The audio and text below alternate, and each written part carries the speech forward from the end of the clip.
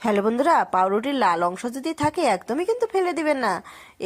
এটা দিয়েও কিন্তু অসাধারণ রেসিপি হয়। এই লাল অংশটা দিয়েই কিন্তু আজকে আপনাদের পকোড়া করে দেখাবো। দেখতে থাকবেন পুরো ভিডিওটা। তো আমি বাটির মধ্যে অল্প বেসন নিয়েছি, তারপরে দেখো স্বাদ মতো লবণ, হলুদ, আর এদিকে শুকনো লঙ্কার গুঁড়ো, ধনের গুঁড়ো, জিরের গুঁড়ো দিয়ে একটু জল দিয়ে ভালো করে মাখতে হবে। যত মাখবে তত কিন্তু পকোড়াটা খেতে ভালো লাগবে।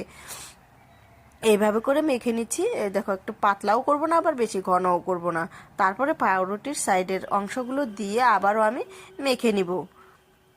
এইভাবে করে মেখে নিচ্ছি। তারপরে দেখো, এইদিকে দিয়ে দিয়েছি কড়াইয়ের মধ্যে তেল দেওয়াই ছিল আগে থেকে। তেলটা একটু গরম হয়ে গেছে। এখন তেলের মধ্যে দিয়ে দিচ্ছি মেখে রাখা পাউরুটির লাল অংশগুলো।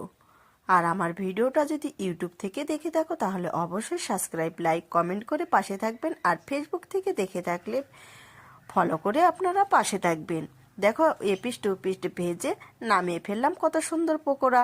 তাহলে আপনারাও কিন্তু এরকম লাল অংশ একদমই ফেলে দেবেন না। অসাধারণ পকোড়া বানিয়ে ফেললাম। এখন একটু আপনাদের সস দিয়ে খেয়ে দেখাবো।